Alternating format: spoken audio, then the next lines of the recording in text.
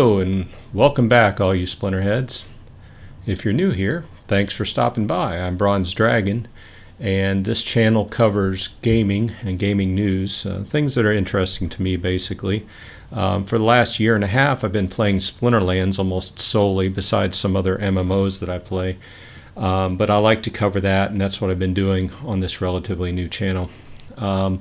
With that said, we'll go ahead and jump into it. Yesterday, I had a subscriber reach out and ask me about a topic that was on this week's town hall. There's a lot of juicy topics on this week's town hall. Of course, after last week, we're all looking for a little bit of good news in the Splinterland universe. So they hit a lot of good topics, one of which was the topic of SoulBound rewards cards.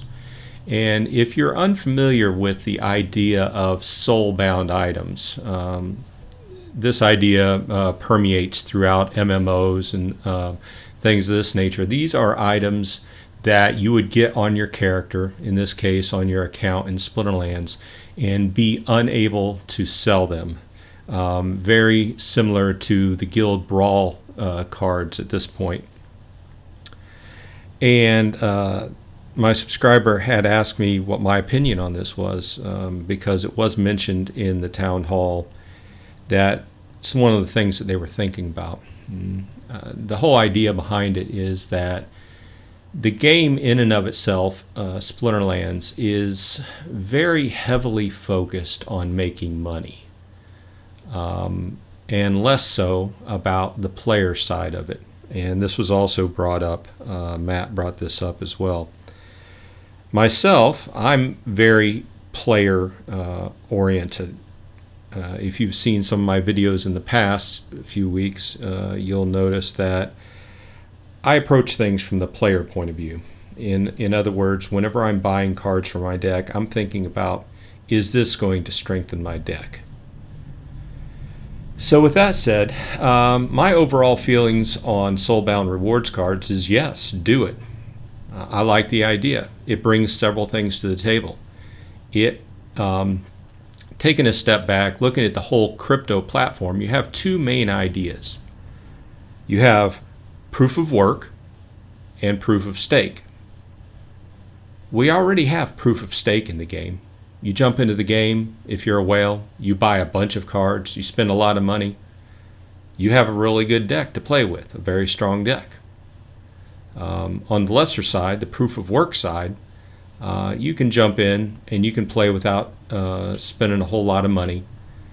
And oftentimes it's like hitting your head against the wall trying to get out of bronze, because you're fighting a lot of bots, and it's just very tough. You're making a few cards here and there. Once in a while you get a nice card. Most of them are just commons. Not to say that the common rewards cards are bad. You've heard me say time and time again, those are some of the ones that are the cheapest to max out first and have good, strong playing cards. But it's overall, it's hard to make a good, strong playing deck just playing up without spending any money. So this whole idea of soulbound rewards cards really permeates with me, and it helps to reinforce the idea of proof of work. Okay. You can jump in. The proof of work is that you're playing, or your bot is playing, or whatnot, and it will generate these cards which you can upgrade and use to play. Now, on the other side of that, there's a few things that do worry me. The first thing is they started talking and mentioning a little bit, well, what happens once you max out a card? There's really no reason to keep collecting that card, because you have a max level copy. You can't sell it or anything. The idea was floated that maybe at some point you will be able to burn that card. I would say that that idea really has to be looked at with a magnifying glass, because once again we'll get back to the point where bot farms, that is, are taking over and basically making lots of these cards and burning them for DEC or SPS. And when that happens, that will just be another sink. In other words, SPS will go down, DEC will go down. At this point in time, we're looking for ways to improve that, instead of disprove that. So I would say that they really need to look at that with critical detail on how they're going to let people burn them or get rid of extra copies. Okay, that's one item. Now, the other item is that at this point in time on our rewards chests, I don't want to say this wrong, because I do see common rewards cards as values, but as value, that is. And I do see SPS as value, staked SPS that you get in chests, but there's so many other things that you get now that I don't see as great value. And the biggest thing that I see lately, and this is from a guy who's playing in gold and dabbled in diamond one season, is potions. I got so many potions last season whenever I opened up diamond chests. There's no way I will use those potions as a regular guy buying a pack here, pack there. I'm not a whale. I don't buy 100 packs at a time and do these big splashy videos. It's great for guys that can afford that. If you want to sink your money into that, that's fine. Go for it. But the average dude who opens up what I consider average, a pack here, pack there, I get a pack in a chest, or I get a couple packs at the end of the season, I invest and I buy 10 packs to hold or whatnot. I just don't need hundreds of potions.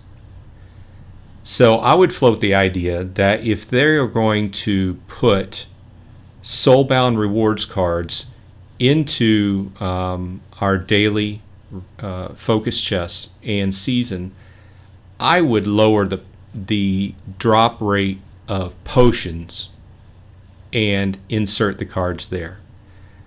Because what I fear happening is getting far less SPS than what we're getting. The value of SPS is already dropping.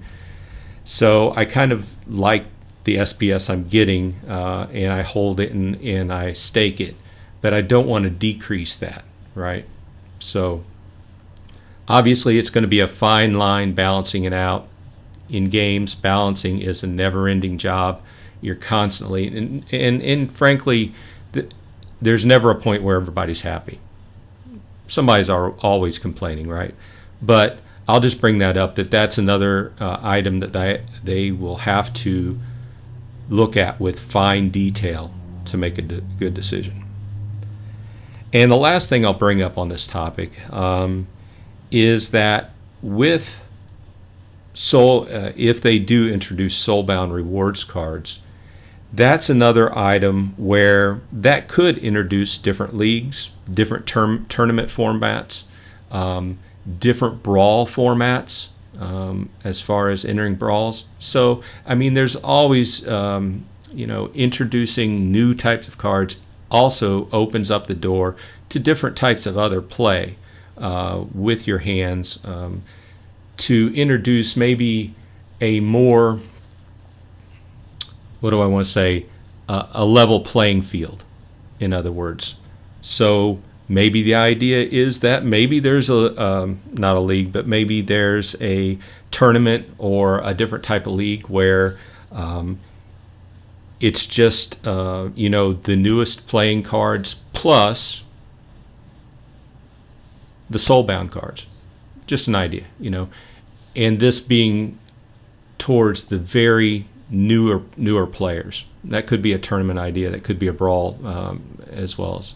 So just to wrap this up, I think SoulBound rewards cards are a good idea.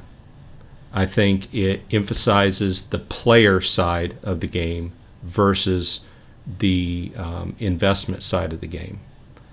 And I think that's a good thing. That goes a long way.